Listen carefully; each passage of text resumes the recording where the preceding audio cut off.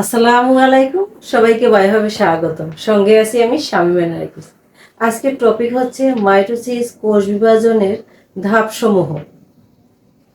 আমরা যেমনটা আগেই জেনেছি যে মাইটোসিস কোষ বিভাজনকে দুটি পর্যায়ে ভাগ করা যায়। একটি হচ্ছে ক্যারিওকাইনেসিস এবং অন্যটি হচ্ছে সাইটোকাইনেসিস। ক্যারিওকাইনেসিস মানে নিউক্লিয়াসের বিভাজন এবং সাইটোকাইনেসিস হচ্ছে সাইটোপ্লাজমের বিভাজন। এই ক্যারিওকাইনেসিস এবং সাইটোকাইনেসিস এটি থেমে থেমে কোষের মধ্যে সংঘটিত হয় না, এটি একটি কন্টিনিউয়াস প্রক্রিয়া। কিন্তু আমাদের বোঝার সুবিধার জন্য আমরা ক্যারিওকাইনেসিসকে 5টি উপধাপে ভাগ করেছি, যেমন প্রোফেজ, প্রোমেটাফেজ, মেটাফেজ, অ্যানাফেজ এবং টেলোফেজ। প্রোফেজ হচ্ছে প্রো মানে আদি বা ইনিশিয়াল মানে আদি দশা। মেটাফেজ হচ্ছে প্রোফেজ এবং মেটাফেজের মাঝখানে অর্থাৎ মধ্যের আগের দশা। মেটাফেজ হচ্ছে মধ্য দশা। আর অ্যানাফেজ এটা সিকুয়েন্সিয়ালি আসেনি, এটা হচ্ছে গতির দশা। আর টেলোফেজ হচ্ছে শেষের দশা। তাহলে এখন আমরা জানব প্রোফেজ। প্রোফেজ হচ্ছে মাইটোসিস কোষ বিভাজনের সবচেয়ে প্রথম দশা হচ্ছে এই প্রোফেজ দশা।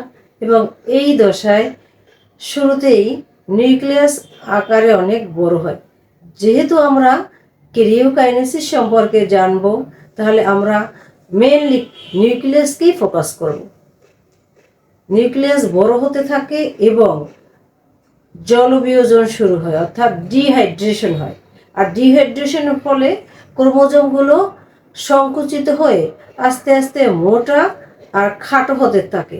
তখন আমরা রঞ্জক পদার্থের মাধ্যমে ইলেকট্রন মাইক্রোস্কোপের সাহায্যে দেখতে পারি। এবং ক্রোমোজোম ক্রোমাটিন থেকে হয় ক্রোমোজোম, এবং শেষের দিকে ক্রোমোজোমের সেন্ট্রোমিয়ার ব্যতীত প্রতিটা থেকে দ্বিখণ্ডিত হয়ে তখন আমরা এটাকে বলি ক্রোমাটিড। তাহলে এই দশার বৈশিষ্ট্য কি, অর্থাৎ কি পয়েন্টগুলো কি কি প্রোফেজের? 1 নাম্বার হচ্ছে এটা প্রথম দশা। প্রথমে নিউক্লিয়াসটি অনেকটা বড় হয়, তারপর এই দশায় ক্রোমোজোম ক্রোমাটিড থেকে ক্রোমোজোম, এবং শেষে হয় ক্রোমাটিড, অর্থাৎ ক্রোমোজোমের সেন্ট্রোমিয়ার ব্যতীত দ্বিধা বিভক্ত হয়ে ক্রোমাটিডে পরিণত হয়। এবং শেষের দিকে নিউক্লিয় লাস এবং নিউক্লিয়ার মেমব্রেন এরা বিলুপ্ত হতে শুরু করে। তাহলে আমরা প্রোফেজ দশা দেখলাম। এখন আমরা দেখব প্রোমেটাফেজ। প্রোমেটাফেজ হচ্ছে প্রোফেজ এবং মেটাফেজের মাঝখানের দশা। প্রোমেটাফেজ দশার প্রথম দিকেই একটি স্পিন্ডেল যন্ত্রের সৃষ্টি হয়, এবং এই স্পিন্ডেল যন্ত্র উদ্ভিদ কোষের ক্ষেত্রে মাইক্রোটিবিউল থেকে, এবং প্রাণী কোষের থেকে এটি আসে সেন্ট্রোজোম থেকে। স্পিন্ডেল যন্ত্রটি এক মেরু থেকে অন্য মেরু পর্যন্ত বিস্তৃত হয়, এতে বলে স্পিন্ডল ফাইবার। এবং মাঝখানকে বলা হয় বিষুবীয় অঞ্চল। এই এক মেরু থেকে অন্য মেরুর মাঝ বরাবর যে জায়গা ইকুইডর বা বিষুবীয় অঞ্চল। এবং এখানে ক্রোমোজোমগুলো মানে ক্রোমোজোমের যে ক্রোমাটিড সেগুলো সেন্ট্রোমিয়ারটা বিভিন্ন জায়গায় এই যে স্পিন্ডল তন্তুর সাথে আটকে যায়, তখন আমরা সেটাকে বলি ট্রাকশন ফাইবার। এবং সেই মুহূর্তে ক্রোমোজোমগুলো একটু আন্দোলিত হয়, এটাকে বলা হয় ক্রোমোজোমাল নৃত্য। এবং এর শেষের দিকে নিউক্লিয় লাস এবং নিউক্লিয়ার পর্দা একদম বিলুপ্ত হওয়ার পথে, এরকম আমরা দেখতে পাই। তাহলে প্রোমেটাফেজ দশায় বৈশিষ্ট্য বা কি পয়েন্টগুলো হচ্ছে, প্রথমে স্পিন্ডল যন্ত্রের সৃষ্টি হয়, এবং স্পিন্ডল যন্ত্র কিছু প্রোটিনের সাহায্যে গঠিত।